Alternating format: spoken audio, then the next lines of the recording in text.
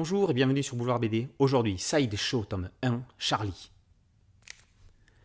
Tout petit déjà, Charlie Chambers fréquentait les lieux mystérieux et diaboliques. Il se rendra compte très vite que le diable a bouffé des faillots et l'enfer n'est pas étanche.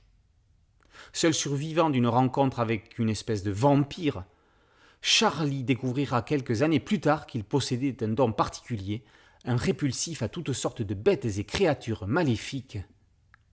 Adulte, Charlie proposera ses services. Tel un exorciste. Aujourd'hui, Charlie est mort. Un vieux barbu, qu'il a bien connu, retrace sa vie à une de ses amies qu'il avait perdue de vue.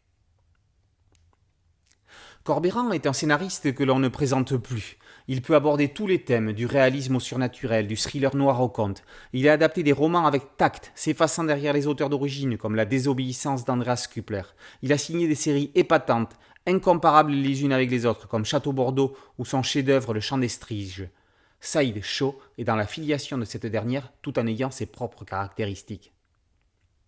Avec la relation entre Charlie et Rebecca, il prend le contre-pied d'un monde parfait, film dans lequel Kevin Costner, fugitif en cavale, parcourt le Texas avec un enfant en otage.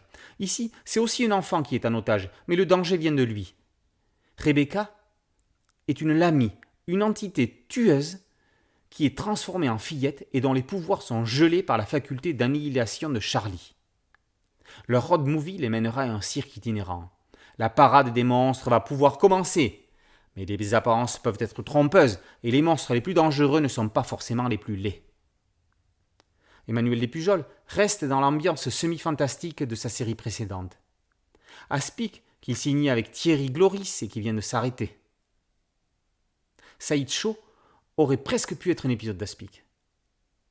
On y retrouve le côté Fricks, les monstres de diverses sortes et leurs chasseurs. Sideshow est annoncé comme un diptyque. C'est de la bonne BD comme on les aime, très bien construite et qui permet de passer un vrai bon moment d'évasion. Avec un personnage fort et original comme Charlie, il serait intéressant que ce diptyque ne soit en fait que le pilote d'une série au long cours. Le héros est mort dès les premières pages ? Et alors ? Corbeyran a relevé des défis bien plus compliqués. Sideshow, tome 1, Charlie, par Corbeyran et Despujol, et paru aux éditions Soleil. Boulevard BD, c'est une chaîne YouTube et un podcast audio. N'oubliez pas de liker, de partager et de vous abonner. A très bientôt sur Boulevard BD. Ciao!